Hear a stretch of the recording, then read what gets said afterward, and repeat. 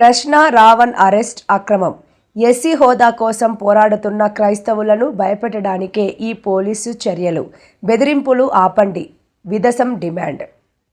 Register చేసినటువంటి కారణాలు ప్రభుత్వానికి అనుకూలంగా ఏదో రాసుకుంటుంది.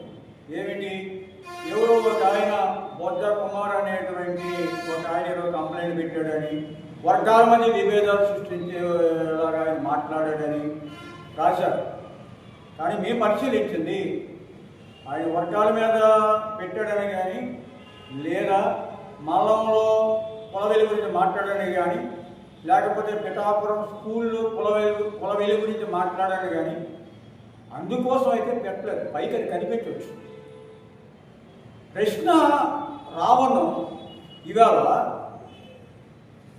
సీనియర్ అంబేద్కరేట్ల కంటే అసలు మేమే నిజమైన అంబేద్కరిస్టులు అని చెప్పుకునేటువంటి కొంతమంది నాయకుల కంటే 10 అడుగులు ముందుకేసి ఈ రాష్ట్రంలో ఎక్కడ దళితులకి అన్యాయం జరిగినా స్పాట్లోకి వెళ్ళి నిజానిజాలు వెలికి తీసి, ఉదాహరణకి కొండాలపల్లి ఆ డెడ్ బాడీ విషయంలో ఊరు వెళ్ళాడు, మళ్ళా పొలవెల విషయంలో అక్కడికి వెళ్ళాడు, పిఠాపురం స్కూల్ వెలి విషయంలో అక్కడికి వెళ్ళాడు.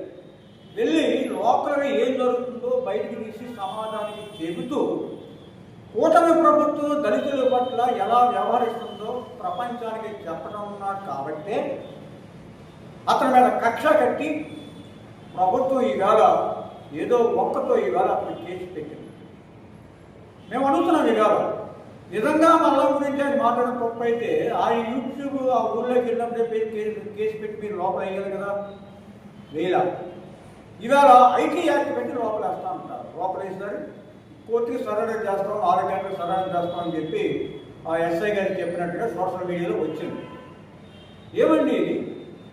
ఎస్సీ ఎస్టీ కేసుల్లో నేను చంపుతానని బెదిరించినప్పుడు కూడా నేను స్టేషన్కి వెళ్ళి నాకు ప్రాణహారం ఉందని చెబితే నీకు ఎక్కడా గాయం తగలలేదు కదా, ఆయుధం కనపడలేదు కదా, కాబట్టి కేసు అయితే బుక్ చేస్తాం కానీ వాడికి స్టేషన్ వేలు అంటారు. దీనికి ఎక్కడ 7 ఏళ్ళకి మించి శిక్ష ఎక్కడ లేదే. ఆయన మీద పెట్టినటువంటి సెక్షన్లు నాకు తెలిసిన సమాచారం ప్రకారం 352(1), 352(3), 191 ఇలాంటి సెక్షన్లకి 7 ఏళ్ళకి మించి శిక్ష లేదే. ఎందుకు అతను అరెస్ట్ చేశారు? 41A కూడా చెప్పొచ్చు కదా. కావాలనే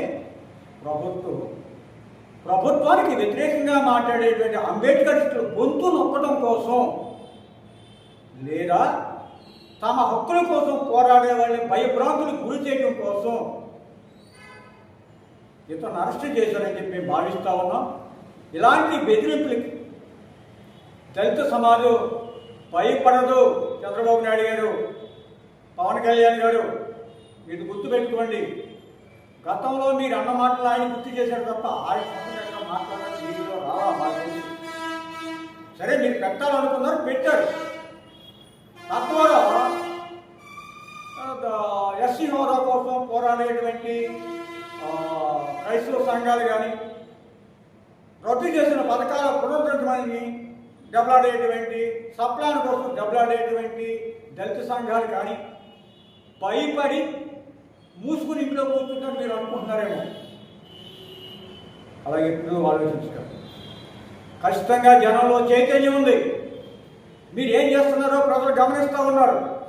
కాబట్టి ఈ అరెస్టుతో ప్రజా చైతన్యాన్ని లేదా కూటమిని ప్రశ్నించే విధానాన్ని మీరు ఆపలేరు. మరింత ఎక్కువ అయ్యేటువంటి అవకాశం ఉంది. కాబట్టి ఇప్పటికైనా మీరు తప్పు తెలుసుకోండి. ఆయనకి బెయిల్ ఇచ్చేటట్టుగా మీ పబ్లిక్ ప్రాసిక్యూటరే కోర్టులో మెమో వేసి అతను బెయిల్ ఇచ్చి బయటకు తీసుకొచ్చి ప్రధానికానికి అప్పచెప్పారు. ఇలాంటి తప్పుడు కేసులు పెట్టి, అబద్ధపు కేసులు పెట్టి ప్రజల్ని భయభ్రాంతులకు గురి చేయొద్దు చంద్రబాబు గారు, పవన్ కళ్యాణ్ గారు. అలాగే జడ శ్రావణ్ కుమార్ గురించి కూడా ఏదో కేసు పెడుతున్నారని విన్నాం. పెట్టండి, తప్పు మాట్లాడితే కేసులు పెట్టండి. కానీ దాని ముందు మీరు చేయాల్సిన పని కూడా ఒకటి ఉంది కదా. ఇవాళ జడ శ్రావణ్ కుమార్ ఎవరి గురించి మాట్లాడుతున్నారంటే ఎక్కువగా క్రైస్తవ హక్కుల కోసం మాట్లాడటంతో పాటు క్రైస్తవులను తులకన చేసి, దళితులను తులకన చేసి, ఎస్సీఓ ఓట్లు మాకొద్దు అన్నటువంటి 2,000 కోట్ల రూపాయల బ్యాంకు రుణాలు అడ్డుకుంటున్నటువంటి డిప్యూటీ స్పీకర్ రఘురామకృష్ణరావు గురించి మాట్లాడారు. మీరు ఏం చేయాలి చంద్రబాబు గారు? ఎవరిని రఘురామకృష్ణరావు గారు ఇవాళ జగన్మోహన్ రెడ్డి వ్యతిరేకంగా తిరగబడినటువంటి దళితుల ఓట్లతోనే మనం గెలిచామయ్యా. వాళ్ళ ఓట్లు వద్దు అనుకోరు నువ్వు, రాజకీయంగా ఇబ్బంది. అలాగే ఎస్సీ చట్ట ప్రకారం కూడా తప్పు, నువ్వు కంట్రోల్లో ఉండని అతను నోరు అదుపులో పెట్టాల్సిన చంద్రబాబు గారు ఎవరో చెప్పిన దాన్ని పట్టుకుని ఎవరినో సంతృప్తిపరచడం కోసం ఇలాంటి తప్పుడు కేసులు పెట్టడం ద్వారా ప్రభుత్వం అభాసుపాలవుతుంది. ప్రతిపక్షంలో కష్టపడకుండానే మీరు ఇంటికి వెళ్ళిపోతారు. కాబట్టి రావణ అరెస్టుని మేము ఖండిస్తూ ఉన్నాం. శ్రవణ్ కుమార్ మీద కేసులు కూడా మేము ఖండిస్తూ ఉన్నాం. దళితుల సమస్యల పట్ల ప్రజాస్వామికమైనటువంటి హక్కుల మీద మాట్లాడేటువంటి గొంతు నొక్కొద్దని చెప్పి హెచ్చరిస్తా ఉన్నాం. We stand We stand with Ravan. We stand with Ravan. Ravan. We stand with